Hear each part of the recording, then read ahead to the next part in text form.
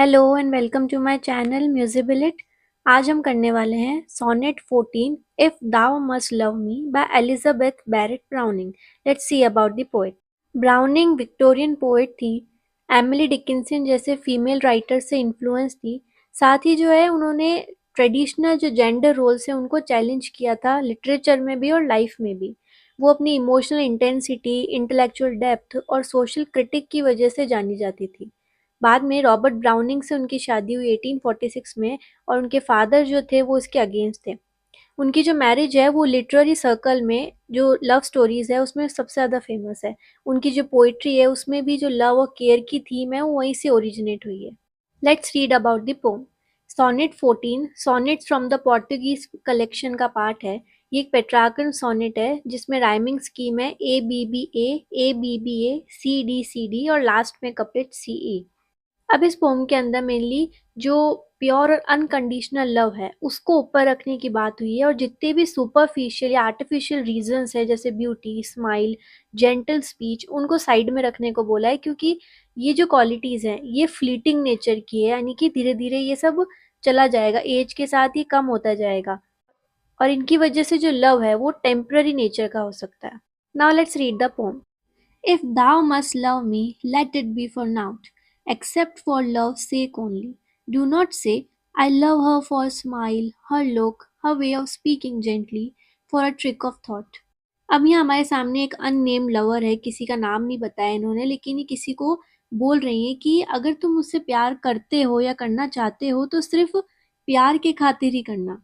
इसका मतलब है कि तुम ऐसा मत कहना मैं तुम्हें प्यार करता हूँ कि मुझे तुम्हारी स्माइल, मुस्कान बहुत पसंद है, तुम्हारा चेहरा, तुम कैसी दिखती हो वो पसंद है, या फिर तुम किस तरीके से बात करती हो वो पसंद, क्योंकि ये सब चीज़ें टेम्पररी है। ये जो स्माइल या चेहरा या फिर ये जो आवाज़ वो अभी सुन रहे हैं ये समय के साथ उनकी एज के साथ ढल जाएगा, ये उतना प्रोमिनेंट नहीं रहेगा। अब यहाँ हमने जैसा पढ़ा था कि इन्होंने अपने जो सोसाइटी में और ये जो ट्रेडिशनल माइंडसेट है उसको चैलेंज किया था, तो वैसे ही इनके टाइम में देखने को मिलता था कि जो एक मैन है वो एक आइडियल वुमेन उसी को समझता था जिसके फीचर्स को देख के, फिजिकल फीचर्स को देख के ही प्यार कर सकते हैं। अब यहाँ पे वो उस चीज़ को चैलेंज करती है कि ये सब चीज़ें फेड होगी और देखा जाए तो आज भी इस टाइम पे भी ये सब चीज़ें प्रोमिनेंट है। एक जो यूथ है, फिजिकल फीचर है, उनको हमेशा ऊपर रखा जाता है। That falls in well with mine, and certes brought a sense of pleasant ease on such a day, for these things in themselves, beloved, may be changed or changed for thee, and love, so what? फिर वो कहती हैं कि तुम मुझे इस वजह से भी प्यार मत करो कि हम दोनों के थॉट्स मिलते हैं, हम दोनों के जो विचार हैं वो आपस में मिलते हैं, क्योंकि ये भी टाइम के साथ चेंज हो सकते हैं, सर्कमस्टेंसेस के अकॉर्डिंग चेंज हो सकते हैं। और चलो अगर एक बार को मैं तुम्हारे लिए खुद को चेंज भी कर दूं या फिर हमारे प्यार के लिए मैं और कोशिश ज़्यादा भी कर लूं, पर तो भी समय के साथ ये चीज़ भी चेंज हो जाएगी। मेरा जो बदलाव है खुद में हमारे प्यार के लिए वो भी ज़्यादा टाइम तक नहीं चल पाएगा। May be unwrought so, neither love me for thine own dear pities wiping my cheeks dry. A creature might forget to weep, who bore thy comfort long and lose thy love thereby. फिर वो कहती है कि अगर तुम मुझे इन सब reasons की वजह से प्यार कर रहे हो तो फिर इससे अच्छा है कि प्यार करो ही मत।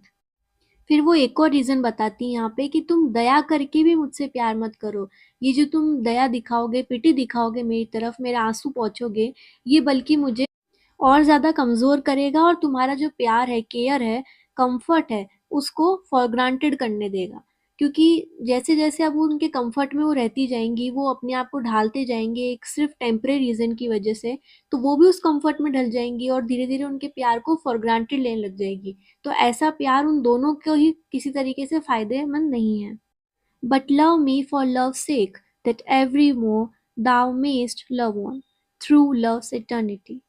लास्ट में वो जो उनकी रिक्वेस्ट थी शुरू में वो वापस से अफर्म करते हुए कह रही है कि अगर फिर भी ये जो प्यार है ये आगे बढ़ेगा तो सिर्फ उस प्यार के खातिर ही और किसी भी रीज़न के लिए नहीं, किसी भी और रीज़न इसमें होना ही नहीं चाहिए।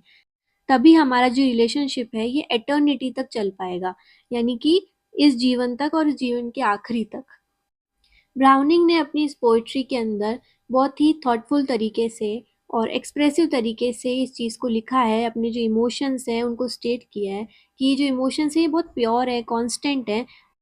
और कैसे वो चाहती हैं कि उनका जो प्यार है वो हमेशा इसी तरह बना रहे और किसी भी टेम्परेरी रीज़न की वजह से ख़त्म ना हो। यहाँ ये पोएम खत्म होती है। आपको ये कैसी लगी कमेंट्स में ज़रूर बताना। And if there is something I need to change in my interpretation then please let me know. Thank you.